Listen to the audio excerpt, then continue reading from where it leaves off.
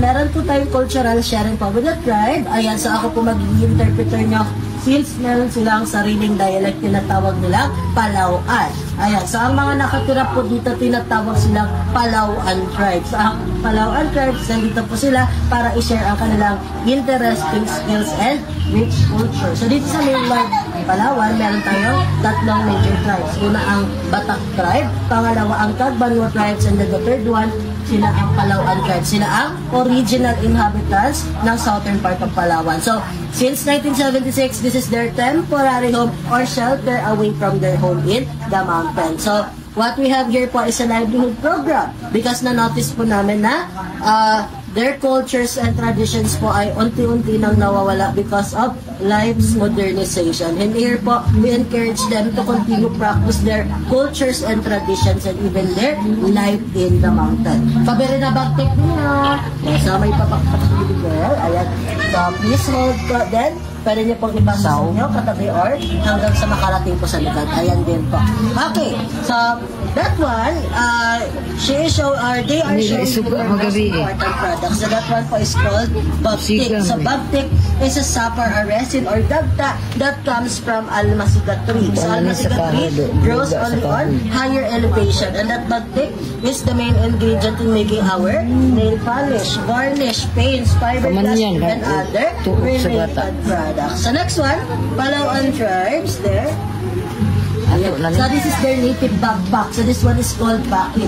So bakit, this is where they put their products like the bagtik. So if it is full of bagtik, they tie it up so that the products won't fall. And if it is heavy, there, no problem because they have head support. So they can carry 30 kilos up to 50 kilos with this bakit up and down in the mountain. So next one, Palauan tribes, they are also music lovers. So they have their own musical instruments. So first one, they have their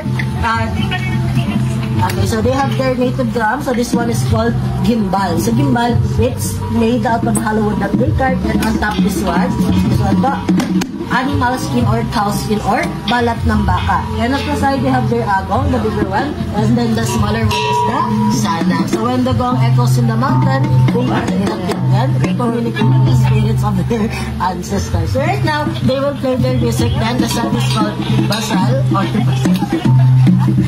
Basal set mata. Ayun, okay.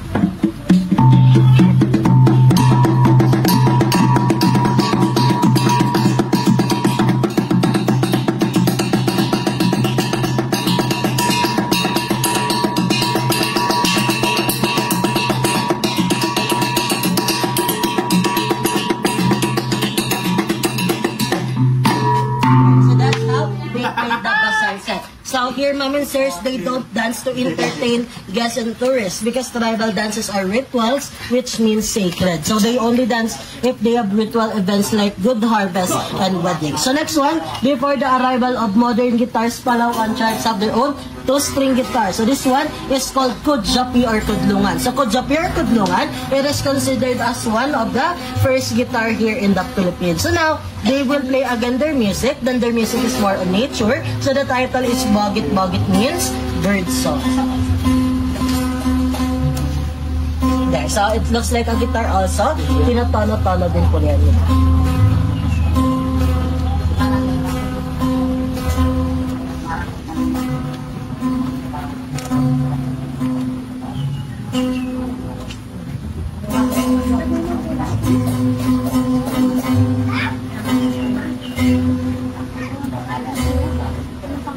Kudjapi or Kudjapi.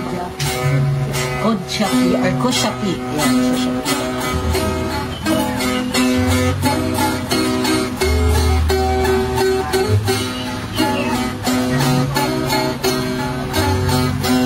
Nag-rescue yan, nanay. There. So that's how they play the bogit using their Kudjapi or Kudlungan. So next one, this is their aroding. So aroding, it's made out of wild plum, and then they put beeswax, this color black, to adjust the sound. They play this through vibration with the use of their mouth to create an amazing sound. So let's listen to the sound of aroding. Aroding.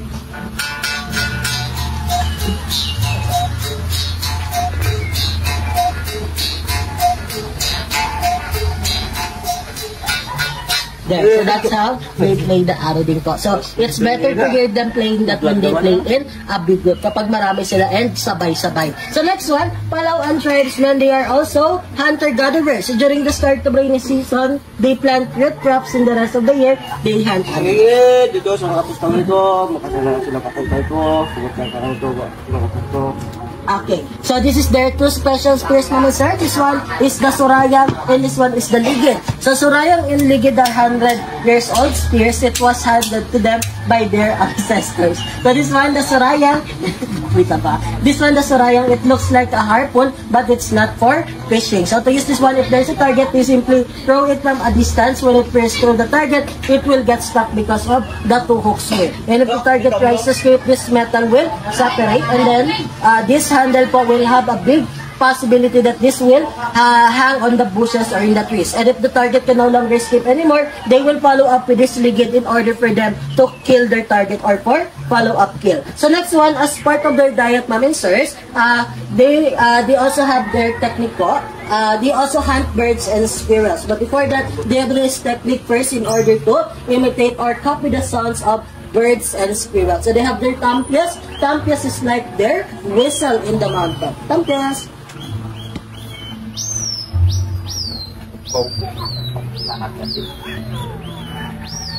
Okay, so if the target is not visible, ma'am and sirs, they will not prepare their blow gun or blow dart. So those long ones are called sapukan or sumpit. So sapukan or sumpit, it's made out of bamboo. Inside of it, it has a small bamboo to make it more stronger. So now, they will show you how to use that one, the sapukan or sumpit, by looking at the target there. That drawing. The drawing bird.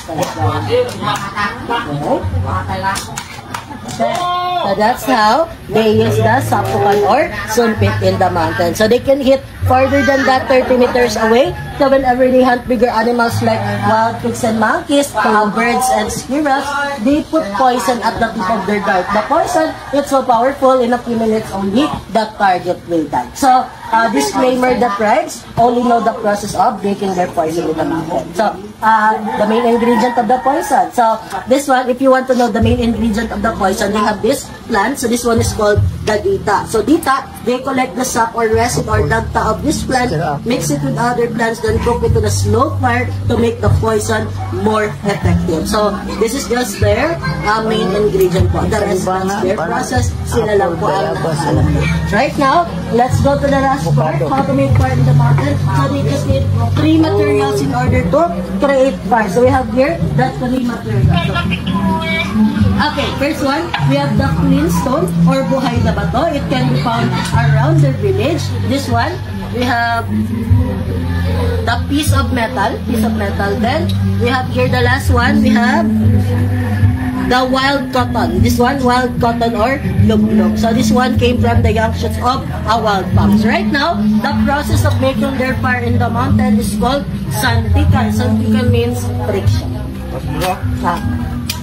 Okay, so the purpose of the cotton is to catch the spark coming from the flint stone with the help of the metal. So when you see the smoke, he will just wrap it with dried leaves, then he will just blow it until the fire will come out. So in the mountains, the younger ones, they also know how to make fire. It's part of their training while they are young. It's their survival in the mountain.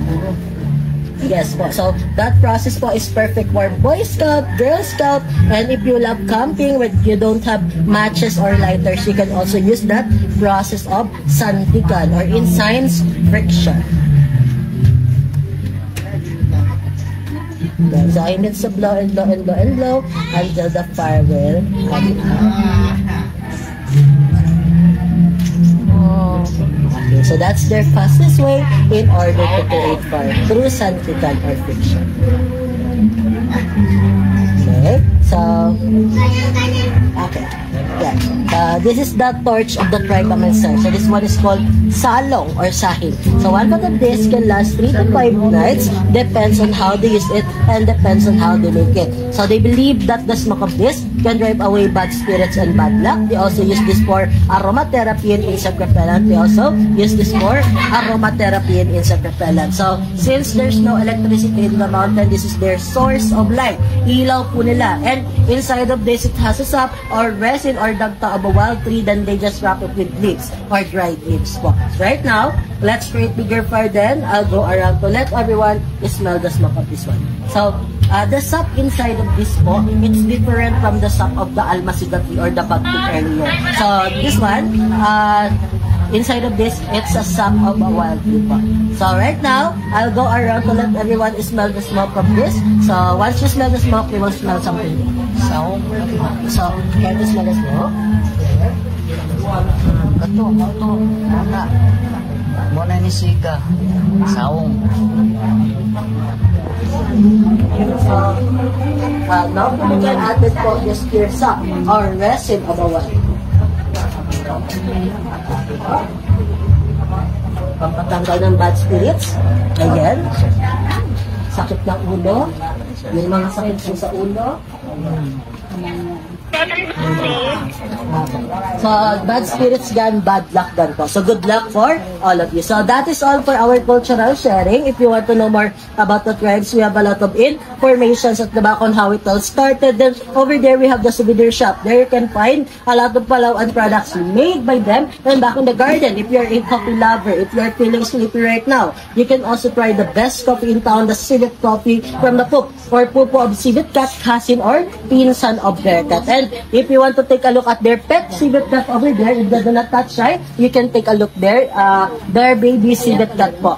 Pet baby civet cat. And if you want to give them something, we have the donation box here for the sustainability of this livelihood program. And you can now take picture with the tribe together with their house and alphabet, and on the side, you will meet their pet snake, Ginger, and albino python there. So our photographers, they are part of our Palauan tribe. So thank you again for listening, Ma'am and Sir. You can now take picture with the tribe and with the snake.